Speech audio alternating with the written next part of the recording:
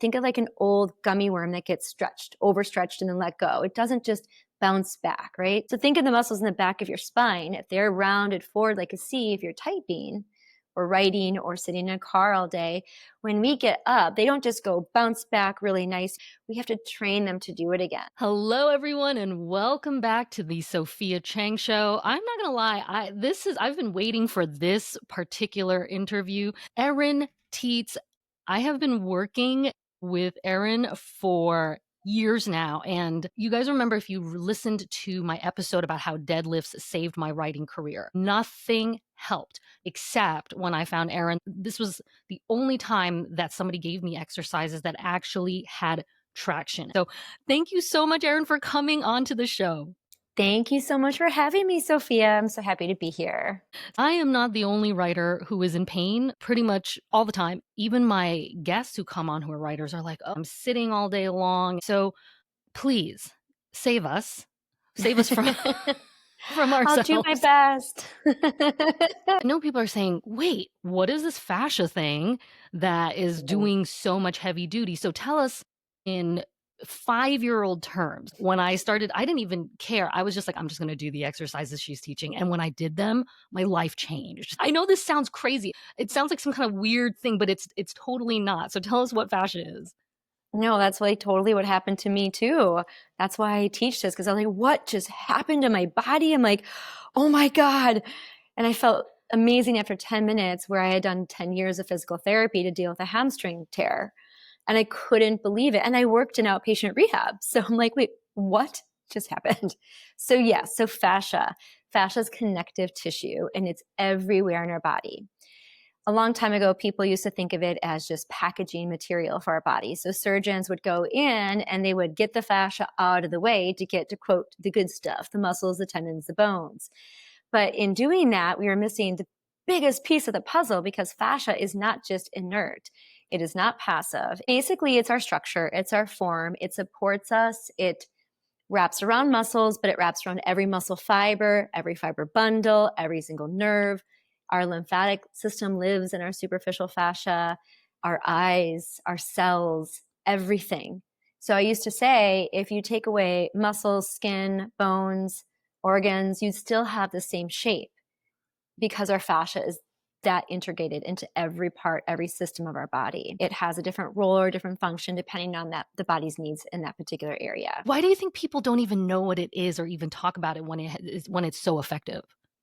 I think it's so new. We've seen these, honestly, miracles happen, or they've happened to us. And so the science is now like, okay, well, why is this happening? I stepped into it, luckily, at a time where I had a little bit of knowledge of what it was from my undergrad and my studies. I worked in a hospital for 10 years in New York, and then I stepped into the training and had a massive healing experience. And it was so profound, and it was so opposite of everything I'd ever learned, especially as, a dancer.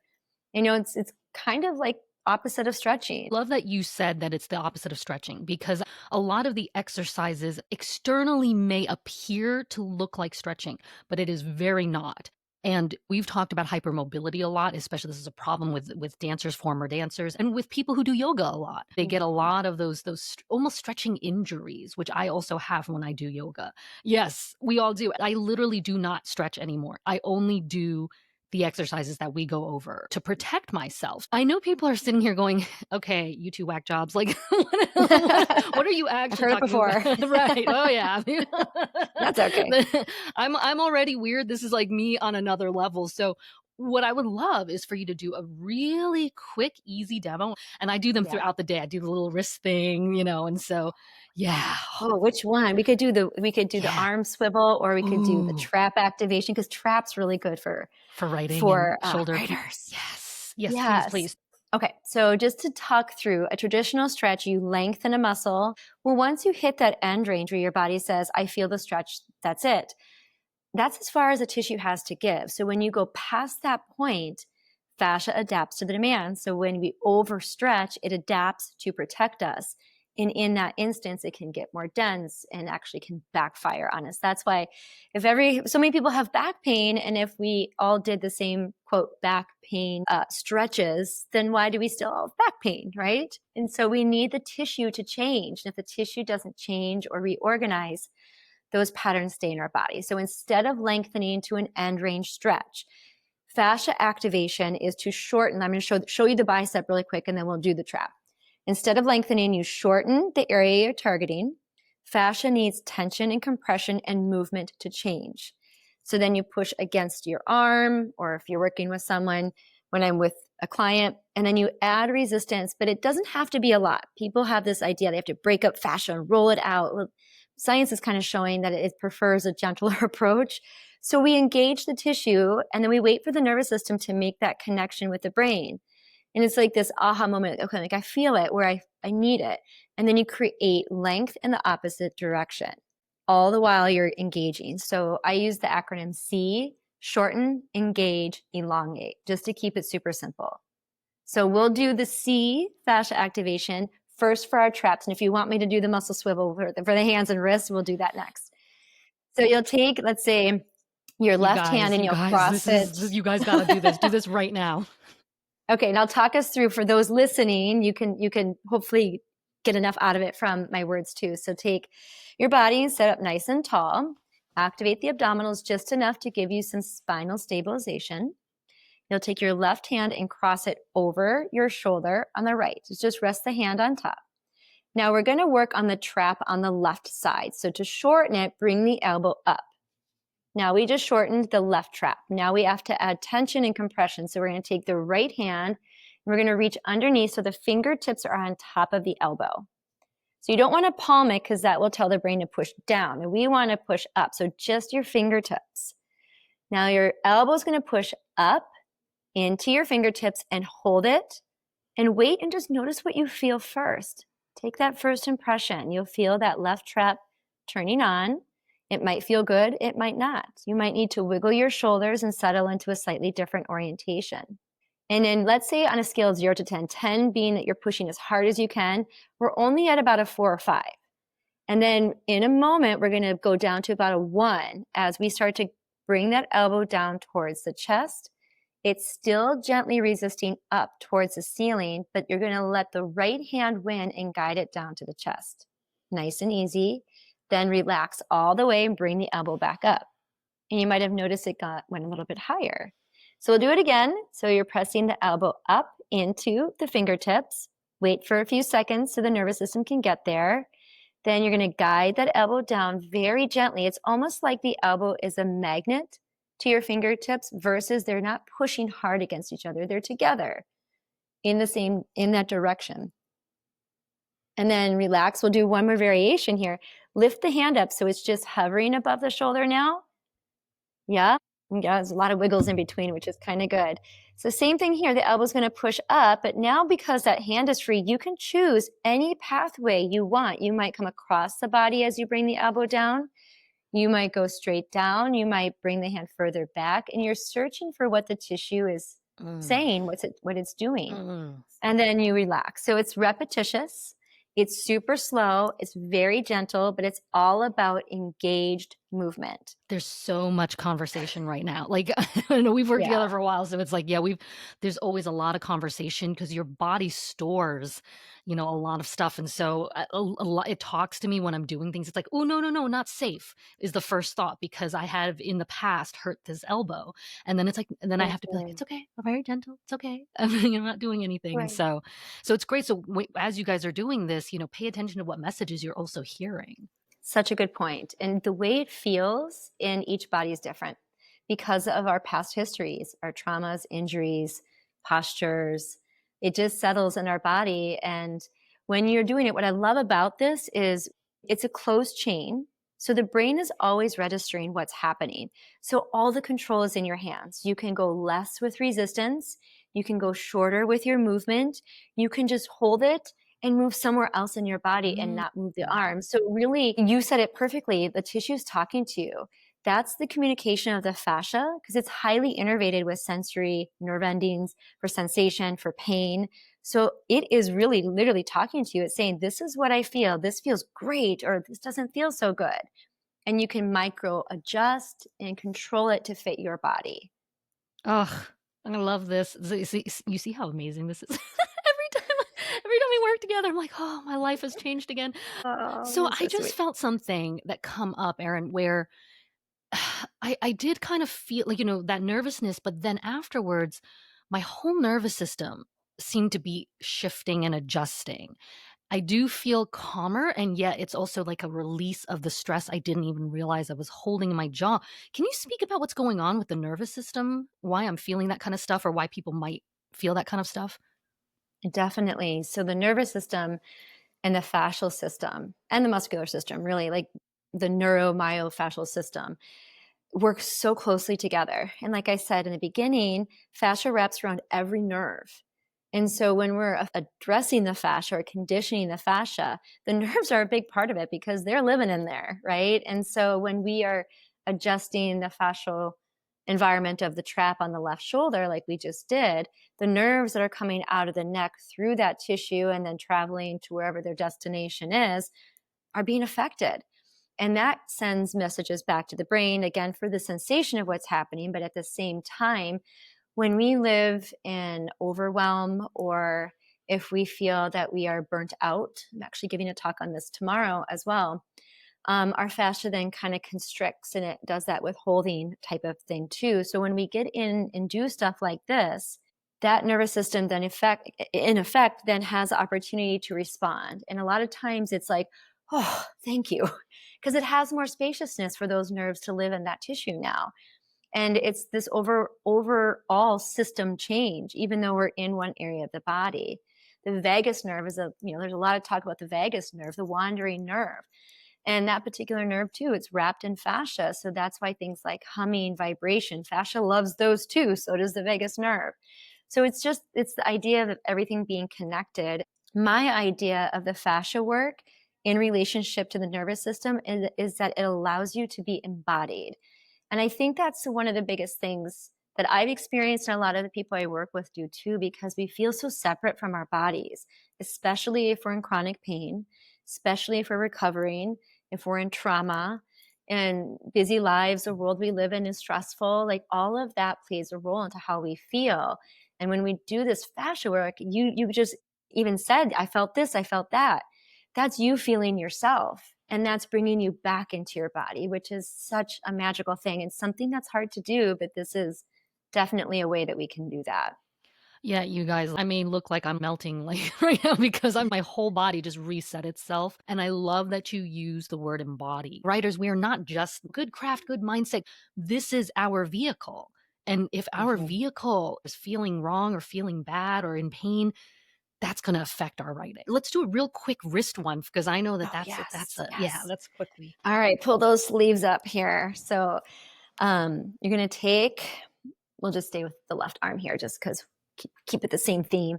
You're going to bend at your elbow and bring your arm up kind of like a little bit of a karate chop here. So you want to rest your shoulders and neck just where they feel most spacious and safe in your body. I have a whole technique called the sternum up, and it's essentially just shifting, not extending the spine, but just shifting the sternum up to let the organs breathe a little bit. Good I for do that every writers. night. Yay. So you're going to take your other hand, you're going to come into your forearm with your other hand and just grip your forearm like this. Now it's a light grip. So think of like a baby bird. You're not going to squish it, just a light grip. You're grabbing the skin and you're going to swivel without rotating the arm, the left arm. You're going to swivel the skin out and away from you. Then the hand is going to rotate in the opposite direction towards you. It And already you'll feels resist so it a good. little bit. So you're essentially, it's kind of like giving yourself a snake bite. I don't know if anyone, that's what we called them in elementary school. But you're taking two hands and but we're doing it very gently, a very nice snake bite. So you're rotating the skin out and you're rotating the palm in till you feel just the stop point. And you're not going past it. You're just going to it. And then you can flex and extend the wrist up and down. And you're essentially just creating this exfoliation of the fascial fibers in your forearm as they go up into the wrist, into the fingers and the hand. So for writers, this is a good one to do, just to kind of get some flow in here. And then you can go back to center, go the opposite way. So you grab on the outside, rotate the skin inward, rotate the hand outward. So you just get to that point where you feel like the end point, and then you start to move the wrist.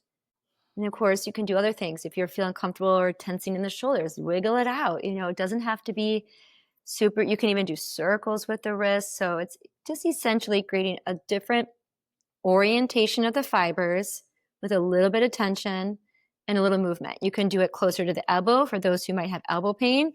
You can do it closer to the wrist for those that have wrist pain. So there's a lot of different, you can do it at the biceps, triceps, and that helps with like shoulder and carpal tunnel, things like that. So you can kind of troubleshoot it. Again, if you listen to the tissues, they're talking to you and they'll say, oh, what if I move my hand down a little bit and try it there? And you're like, oh, that's the spot, So again, it's all in your power. It's I just was trial and trying error. not to like moan and groan. Okay, because it was feeling so good. We're recording on separate tracks, thank goodness. And I hope you all did this at home. If you do have a chance to watch the video, I really recommend this is the podcast you want to watch the video on, because these demos are really priceless. This was so generous of you to demo this for us. Well, even when we first started talking, we realized we were both dancers. I have one leg a little bit longer than the other. I would push myself past my limits. I would overstretch. And then eventually I developed chronic pain on my ischial tuberosity, or my sits bones, or your butt bone. And it got to the point where I'm like, okay, it's just butt pain. So like everyone has something going on, I should just deal with this. But I did 10 years of physical therapy to deal with it. Novocaine injections, cortisone injections. But in that time of trying, my embodiment slowly dissipated, and I wasn't connected to myself in my body because I was in chronic pain. Even if I felt like it was smaller than what someone else was dealing with, it was still pain.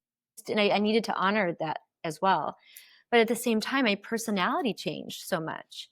I just started losing a little bit of who I was because I was frustrated for always being in pain. I knew that if I went to yoga with my friends, I'd pay the price for that. So I stopped biking. I stopped doing things because of the pain. So anyone who deals with that, it changes not only our sense of what we feel in our body, but who we are sometimes ultimately too. You're singing the song of the chronically ill, the chronic pain. Yeah, this is a familiar tune, sadly a familiar tune. And I'm trying to make that connection here, is that it's not only just, oh, it feels good, it's good for our body, it's good for our craft, but it's a necessity even in our identity. Like you're saying, we don't feel like ourselves. And this is an actual path, a scientifically substantiated, evidence-based path out. I literally do the exercises you've taught me every single night as part of my wind down. I know that you also have fuller courses. Tell us, how can we work with you? Well, there's a couple ways. So my website is dailyfascia.com. Little daily, 5-minute here, 5-minute there. Most of my fascia work I do now is like when I'm sitting at a desk. Honestly, I'll do like the muscle swivel, or I'll work with my hands, or I'll do a little resistance and side to side. So just a little bit goes a long way. One part affects the whole system. It's everywhere.